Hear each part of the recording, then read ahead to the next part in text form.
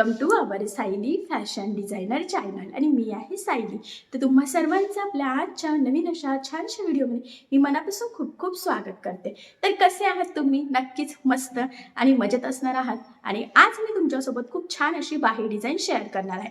बऱ्याचदा आपल्याला बाही डिझाईन कशी बनवावी ब्लाऊजला हे सुचतच नाही आणि त्याच डिझाईन बघून सुद्धा कंटाळा येतो। ॲक्च्युली बऱ्याच कस्टमरला असं वाटतं की बाही जर डिझाईनची केली तर ब्लाऊज छान दिसेल का, आपल्याला सूट होईल का। सो आजची जी काही बाही डिझाईन आहे तर ही तुम्ही नक्की बनवू शकता। यामुळे नक्कीच आपली ब्लाऊज खूप सुंदर दिसेल आणि नक्कीच छान अशा डिझायनर ब्लाऊजमुळे आपली साडी सुद्धा खूप छान दिसेल। सो अशी छानशी बाही डिझाईन तुम्ही नक्की बनवून बघा। मी तुम्हाला याची कटिंग आणि स्टिचिंग दोन्ही पण अतिशय सावकाश स्टेप बाय स्टेप आणि सगळ्यात इम्पॉर्टंट म्हणजे खूप सोप्या पद्धतीने सांगण्याचा प्रयत्न करणार आहे, जेणेकरून तुम्हाला आपला आजचा हा व्हिडिओ बघून अशी परफेक्ट सहजच बाही कटिंग करता येईल। ठीक आहे, सो चला मग आता वेळ न घालवता आपण आपल्या आजच्या महत्त्वाच्या अशा व्हिडिओला सुरुवात करूयात। आणि हा व्हिडिओ तुम्ही स्किप न करता पूर्ण नक्की बघा, जेणेकरून तुम्हाला आपला आजचा हा व्हिडिओ बघून अशी परफेक्ट बाही डिझाईन सहजच बनवता येईल। ठीक आहे, तर हे बघा, इथे तुम्ही बघू शकतात की ब्लाऊजची जी काही बाही आहे तर ती आपण ऑलरेडी इथे कटिंग करून घेतलेली आहे। तर अस्तर आणि मेन फॅब्रिक म्हणजेच ब्लाऊज पीसची बाही असं दोन्हींची कटिंग इथे झालेली आहे। तर बघा, मग यावर खूप सुंदर अशी लेटेस्ट ट्रेंडिंग न्यू स्टाईलची डिझाईन बनवणार आहोत। तर याची जी काही बाही लांबी आहे ना, तर त्यापेक्षा आपण इथे थोडंसं एक्स्ट्राचं घेतलेलं आहे, एवढं लक्षात राहू द्या।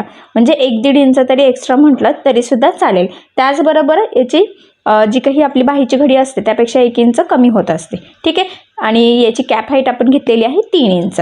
तर बघा, मग अशा पद्धतीने आपण ह्या बाहीची कटिंग केलेली आहे आणि सेम त्याच साईजचा आपण ब्लाऊज पीस सुद्धा कट केला। बऱ्याचदा काय करतो की अस्तर पेक्षा आपण मेन फॅब्रिकचा म्हणजे ब्लाऊज पीसची बाही थोडा एक्स्ट्रा मार्जिन ठेवून कट करतो, पण इथे आपण ॲज इट इज एकदम सेम काटोकाट असं इथे कटिंग करून घेतलेली आहे। ठीक आहे, चला आता मग छानशी बाही डिझाईन तयार करायला इथे सुरुवात करूया। तर सगळ्यात आधी आता ह्या बाहीचं कटिंग स्टिचिंगची पद्धत थोडी वेगळी आहे। आपल्याला सगळ्यात आधी जी काही मेन फॅब्रिकची बाही आहे म्हणजे ब्लाऊज पीसची बाही, तर त्यावर मार्किंग आणि कटिंग करून घ्यायची आहे।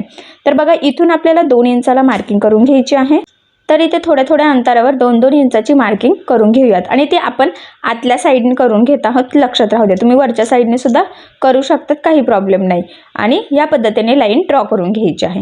त्यानंतर आता टेप आपल्याला बघा खालच्या साईडने ठेवून पुन्हा 2-2 इंचाचा डिस्टन्सची मार्किंग करून घ्यायची आहे। बघा, 2-2ची डिस्टन्स आपण इथे ठेवलेला आहे। तर अशा पद्धतीने मार्किंग केल्यानंतर आपल्याला ह्या लाईन इथे ड्रॉ करून घ्यायच्या आहे, बरोबर या पद्धतीने चॉकच्या सहाय्याने। ठीक आहे, आता तुम्हाला चॉक दिसत असेल तसं मी व्हाईटच इथे यूज केलेला आहे, जेणेकरून व्हिडिओतून तो तुम्हाला दिसावा यासाठी। ठीक आहे, आता ही जी काही मार्किंग केलेली आहे त्यावरच आपल्याला कटिंग करायची। तर कटिंग बघा, जिथे आपण ही आडवी मार्किंग केलेली आहे हे बघा, ते इथे कटिंग करायची आहे। तर व्यवस्थित फक्त वरती पण 2चा डिस्टन्स आहे आणि मध्ये सुद्धा 2चा डिस्टन्स आहे, तर बरोबर त्या लाईनपर्यंतच कट करायचं आहे, कमी जास्त शक्यतो होऊ देऊ नका। तर ह्या पद्धतीने कटिंग करून घेतली बघा आणि त्यानंतर पहिलं एक सोडून द्यायचा पार्ट आणि ह्या पद्धतीने फोल्ड करत आपल्याला टीप मारून घ्यायची। बघा, एक इकडे फोल्ड आणि एक इकडे, आणि बरोबर एकदम छान परफेक्ट असा त्रिकोण इथे रेडी होतो आणि कडेकडेने इथे टीप मारून घ्यायची आहे। तर बघा, आता आपण ही बाही उलटी करून घेतलेली आहे, म्हणजे मार्किंग करताना सरळ काठावरच मार्किंग केली होती आपण, पण नंतर उलटी केली। तर तुमच्या लक्षात आलं असेल बघा, एक इकडनं फोल्ड आणि एक दुसऱ्या साईडने फोल्ड करायचं आणि मग इझिली एक सरळ टीप मारून घ्यायची आहे। मी तुम्हाला आधी जसं सांगितलं ना सेम त्याच पद्धतीने, म्हणजे सोपं आहे, खूप अवघड नाही आहे। यामुळे काय होतं की आपल्याला बघा छोटे छोटे त्रिकोण करून मग ते लावावं लागतात, तर तो टाईम वाचतो। फिनिशिंग पण अशा पद्धतीने बाही केल्याने प्रॉपर येते। आणि बघा, आता इथे काठाचे त्रिकोण रेडी होत आहे। शक्यतो असे त्रिकोण आपल्याला डायरेक्ट करता येत नाही, काठापासून जर करायला गेलं तर खूप काठ लागेल आपल्याला। तर अशा पद्धतीने जर का गेलं तर बघा, थोडासा काठ आपला बाहीला पण राहतो आणि त्यापासून त्रिकोण सुद्धा रेडी होतात। आणि लास्टचं बघा, इझिली फोल्ड करून आपण टीप मारलेली आहे। आणि स्टार्टिंगचं सुद्धा आता तसंच करून घेऊयात, फक्त फोल्ड करायचं आहे बरोबर त्या लाईनमध्ये आणि एक छोटीशी दाबटीप सारखी टीप मारून घ्यायची। तर बघा, एकदम परफेक्ट असे त्रिकोण इथे रेडी झालेले आहे। आता आपल्याला अस्तर लावून घ्यायचे आहे। तर बघा, मी म्हटलं होतं 1.5 ते 2 इंच आपल्याला एक्स्ट्राची बाही कटिंग करायची असते। तर ह्या पद्धतीने आता मी फोल्ड करून घेतलं। 2 इंच म्हटलं तरी सुद्धा चालेल, कारण 2 इंच आपलं कमी झालेलं आहे। आणि फोल्ड करून एक इझिली टिप मारून घ्यायची आहे बघा, म्हणजे त्रिकोण पण थोडेसे आतमध्ये फोल्ड झालेले आहेत, म्हणजे फिनिशिंग प्रॉपर राहील। आणि या पद्धतीने नंतर कडेकडेने आपल्याला टीप मारत मारत अस्तर आणि मेन फॅब्रिकची बाही असं दोन्ही पण एकमेकाला इथे जोडून घ्यायचं आहे। जोडताना कुठेही शक्यतो गोळा वगैरे होणार नाही, तर याची जरा आपल्याला इथे काळजी घ्यायची आहे। बघा इथपर्यंत व्यवस्थित काटोकाट जोडून घेतलेलं आहे आणि किंचितचं बघा अस्तरचं एक्स्ट्राचं आहे तर ते आपण इथे कट करून परफेक्ट मापाची बाही इथे रेडी करूयात. तर इथे पुन्हा सांगते बाकीच्या बाहीचं कसं असतं बऱ्याचदा की अस्तर आपण परफेक्ट कटिंग करतो आणि मेन फॅब्रिक एक्स्ट्रा करतो, तर इथे तसं काहीही नव्हतं. मेन फॅब्रिक आणि अस्तर आपण दोन्हीही सेम कटिंग केलं होतं आणि महत्त्वाचं म्हणजे कटिंग करताना बाही लांबीच आपण 2 इंच तरी एक्स्ट्रा घेतलेली होती. ठीक आहे, तर ह्या पद्धतीने आता आपले त्रिकोण तयार होऊन अस्तर वगैरे जोडून झालं. त्यानंतर एक सेंटरला मार्किंग करायची आहे बघा आणि इथून वरच्या साईडने 1ला मार्किंग करायची आणि खालच्या साईडला 1ला आणि त्यानंतर मध्ये जेवढा डिस्टन्स आहे तेवढा मोजला तर तो आहे 5. ठीक आहे, आता आपण ही 5चा आपल्याला इथे छोटासा पॅच कॅनव्हास पेपरवर मार्क करून इथे कटिंग वगैरे करून मग इथे तयार करून घ्यायचा आहे तो शेप. ठीक आहे, तर बघा मग आता 5 इंच लक्षात राहू द्या आणि मी छोटासा इथे कॅनव्हास पेपर कट करून घेते. थोडंसं एक्स्ट्राच करायचं आहे, सगळ्या साईडने आपल्याला थोडंसं एक्स्ट्राचं लागणार आहे त्यासाठी. तर बघा डबल फोल्ड कॅनव्हास पेपर केला आणि 5 इंचाला मार्किंग केली. 5चं निम्म किती होतं 2.5, तर 2.5ला सुद्धा मार्किंग केली आणि 1-1 इंचाचा डिस्टन्स ठेवून ह्या पद्धतीने हा छोटासा बॉक्स ड्रॉ करून घेतला आणि बघा मग इथून या पद्धतीने आपल्याला कर्व ड्रॉ करायचा आहे. आता हा जो काही कर्व आहे तर हा ह्या साईडला फेंट दिसतो तर तो डार्क करायचा जेणेकरून दोन्ही साईडने शेप आपला प्रॉपर यावा यासाठी. हे बघा एकदम परफेक्ट शेप झाला. त्यानंतर 1 इंचाचं सगळ्या साईडने मार्किंग ठेवत आपण हे कटिंग करून घेतलेलं आहे. आता हा जो काही शेप आहे इथे आपल्याला अस्तर लावायचा आहे तर त्यासाठी मी इथे अस्तरसुद्धा कटिंग करून घेतलं आणि सगळ्यात आधी ह्या पद्धतीने बघा कडेकडेने आपल्याला एक टीप मारत कॅनव्हास पेपर आणि अस्तर एकमेकाला जोडून घ्यायचं आहे. जेवढं शक्य आहे तेवढं कमीत कमी मार्जिन पकडायचं आहे कारण की त्यावर हे काहीही डिपेंड नाही आहे. आता टीप मारून झाल्यानंतर बघा थोडंसं फक्त फोल्डिंग पुरतं आपल्याला इथे अस्तर ठेवायचं आहे जेणेकरून अस्तरमध्ये आपला हा कॅनव्हास पेपर व्यवस्थित पॅक व्हावा यासाठी. तर बघा मग ह्या पद्धतीने फोल्ड करत पुन्हा कडेकडेने एक टीप मारून आपल्याला हा पॅच इथे रेडी करून घ्यायचा आहे. हे बघा सगळ्या साईडनी व्यवस्थित एकसारखंच पकडायचं आहे कारण की हे जर प्रॉपर आलं तर आपला आकारसुद्धा छान येतो यासाठी. ठीक आहे, आता बघा इथलं किंचितसं मी कट करते कारण की तो कोपरा काही शेपचा व्यवस्थित प्रॉपर इथे दिसत नाही आहे दोन्ही साईडचा. ठीक आहे, तर फायनली हा पार्ट आपला रेडी झाला. आता हा बरोबर बघा इथे सेंटरला ठेवायचा आहे आणि सगळ्यात आधी एक मध्यभागी टीप मारून घ्यायची आहे. आता ही टीप मारून झाल्यानंतर 1-1 इंचाचा आपण शेप ठेवला होता बघा म्हणजे सोडलं होतं ना तर बरोबर तिथेच आपण हा शेप जॉईन केला आणि जी काही मार्किंग आहे एक्झॅक्टली त्यावरच इथे ह्या पद्धतीने आपल्याला टीप मारून घ्यायची आहे. सगळ्यात आधी मध्यभागी टीप मारतो कारण की शेप आपला सेंटरपासून दोन्ही साईडला सेम यावा यासाठी आणि त्यानंतर मग जो काही आपलं मेन शेप आहे त्यावर आपण टीप मारून घेतलेली आहे. टीप मारताना जसा आकार आहे तसाच शक्यतो टीप मारण्याचा प्रयत्न करायचा, तिरकं वगैरे होऊ देऊ नका. जर तिरकं झालं तर आपला शेपसुद्धा तसाच येईल. आता बघा ही टीप मारून झाल्यानंतर काय करायचं आहे आपल्याला ही जी काही बाही आहे तर ती आपल्याला ह्या पद्धतीने फोल्ड करत इथे एक छोटासा कट मारायचा आहे. त्यामुळे काय होतं की आपला व्यवस्थित आपल्याला ह्या मधला पार्ट कट करायचा असतो तर तो कट करता येतो, नाहीतर मग कसा कट करणार ना, त्यासाठी मग फोल्ड करून छोटा कट मारायचा आणि त्यानंतर इथे छोटे छोटे कट्स मारायचे आहे जेणेकरून आपण हा कॅनव्हासवर ज्यावेळेस आतमध्ये फोल्ड करू तर त्याचा शेप एकदम प्रॉपर यावा यासाठी. ते कारण की ते तरच ते व्यवस्थित फोल्ड होते. तर बघा मग ह्या पद्धतीने छोटे छोटे कट्स मारून झाल्यानंतर हे आपण आतमध्ये फोल्ड करून घेऊयात. बघा छान असं प्रेस करायचं आणि आता आपल्याला इथे द्यायची आहे दाबटीप.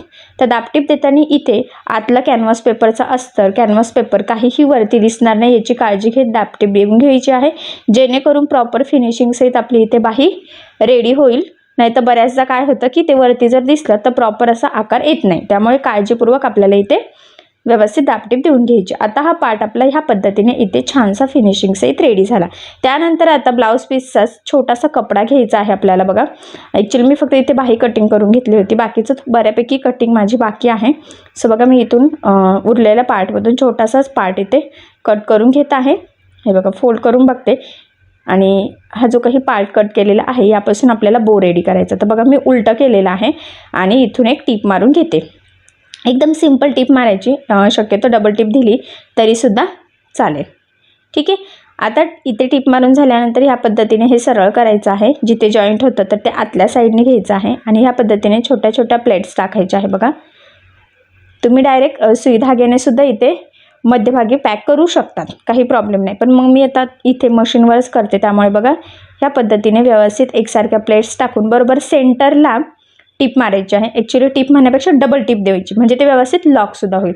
तर बघा हे इथे छानसा बो रेडी झालेला आहे आणि तो आता आपल्याला इथे सेंटरला बरोबर लावून घ्यायचा. एक्स्ट्राचे धागे कट करून घ्या, याचे खूप धागे पण निघत आहे माझे, ब्लाऊज पीसच तसं आहे त्यामुळे. ठीक आहे, आता हा बो रेडी झालेला आहे आणि हा आपण इथे मध्यभागी बरोबर प्रॉपर असा फिनिशिंग सहित लावून घ्यायचा आहे. बघा ते प्लेट्स वगैरे व्यवस्थित पकडायचे आहे आणि बरोबर मध्यभागी येईल आणि शेपसुद्धा छान यावा याची काळजी घेताच. ठीक आहे, तर बघा मग ह्या पद्धतीने इथे आपण तो बो लावून घेतलेला आहे. सेम त्याच पद्धतीने दुसऱ्या साईडला सुद्धा टिप मारून घेऊयात.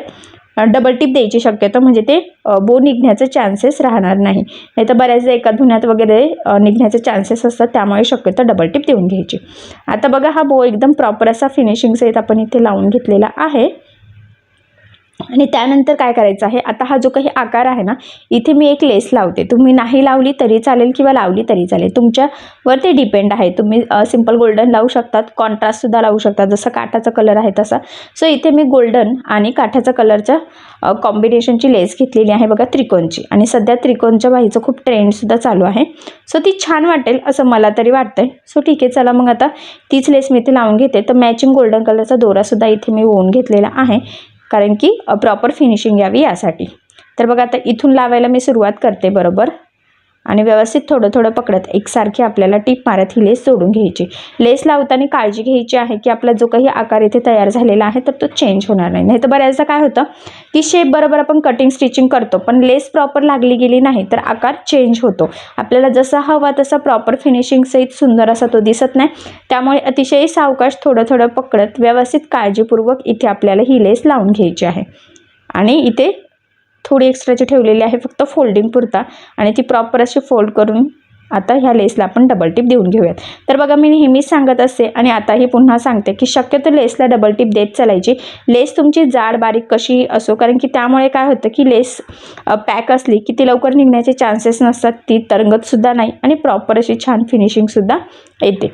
तर बघा फायनली मध्यभागी खूप छान अशी न्यू स्टाईलची डिझायनर लेस लावलेली आहे, त्यामुळे तर अजूनच सुंदर ह्या बाहीला लुकसुद्धा आलेला आहे. आणि त्यानंतर आपण इथे सेंटरला एक बटन पॅच काहीही लावू शकतो, जे तुम्हाला आवडत असेल ते, किंवा सिम्पलचे गोल्डन मनीसुद्धा तुम्ही इथे 2-3 लावू शकतात. तर हे आपल्याला सुई धाग्याने लावायचं आहे. तर बघा मग मी इथे 4 पदरी दोरा शक्यतो ऊन घेते, म्हणजे कसं होतं की 1-2 टाके टाकले तरी ते पॅक होतं. जर का सिंगल दोरा किंवा डबल दोरा असला की ते बरेचसे टाके टाकावे लागतात, तरच ते प्रॉपर असं पॅक होतं. त्यामुळे मग तुम्हीसुद्धा ह्या पद्धतीने 4 पदरी दोऱ्यामध्ये इथे बटन वगैरे काहीही पॅक करू शकतात. तर बघा मी इथं गोल्डन कलरचं बटन घेतलेलं आहे, कारण इथे गोल्डन मॅच होतं आहे आणि शक्यतो गोल्डन कशावरही मॅच होतच असतं, तुम्हीसुद्धा यूज करू शकता. पण सध्या आता सिल्वर कलरचे काठसुद्धा असतात. सो जर का तुमच्या ब्लाऊजचं सिल्वर काठ असेल तर तुम्ही सिल्वर कलरचं किंवा मोती कलरसारखं व्हाईट वगैरे अशा पद्धतीने बटन इथे यूज करू शकता. ठीक आहे, तर बघा मग फायनली ह्या पद्धतीने खूप सुंदर अशी इथे आपली ही बाही रेडी झालेली आहे. आणि त्रिकोण लावण्याची पद्धतसुद्धा नवीनच आहे, त्यामुळे बघा छान असे काठाचेच त्रिकोण इथे रेडी झालेले आहे. बऱ्याचदा असं होत नाही, सो या बाहीमध्ये तसं झालेलं आहे, त्यामुळे ह्या बाहीला अजूनच सुंदर लूक आलेला आहे. तर बघा मग आतूनसुद्धा प्रॉपर अशी फिनिशिंग आलेली आहे, हे बघा. तर बघा मग लेटेस्ट ट्रेंडिंग न्यू टाईपमध्ये जरा थोड्याशा नवीन पद्धतीने आपण ही बाही इथे तयार केलेली आहे. सो अशी लेटेस्ट ट्रेंडिंग बाही डिझाईन तुम्हीसुद्धा नक्की बनवून बघा. नक्कीच ह्या डिझाईनमुळे तुमच्या ब्लाऊजला साडीला खूपच सुंदर असं लूक येईल. आणि त्रिकोण बनवण्याची पद्धत तर इतकी सोपी आहे आणि नवीन पद्धतसुद्धा आहे, सो तुम्ही नक्की ट्राय करून बघा. नक्कीच तुम्हालासुद्धा आवडेल असं मला तरी वाटतंय. तर बघा मग फायनली ह्या बाहीची संपूर्ण कटिंग स्टिचिंग मी तुम्हाला अतिशय सावकाश स्टेप बाय स्टेप आणि खूप काही महत्त्वाच्या टिप्स अँड ट्रिक्स आहेत सांगण्याचा प्रयत्न केलेला आहे, जेणेकरून हा व्हिडिओ बघून अशी छानशी बाही डिझाईन तुम्हाला सुद्धा सहजच बनवता यावे यासाठी. सो नक्की ट्राय करून बघा. आणि जरी काही प्रॉब्लेम येत असेल तर मला कमेंट करून नक्कीच कळवा, मी तुमच्या प्रश्नाची उत्तरं देण्याचा नक्कीच प्रयत्न करेन.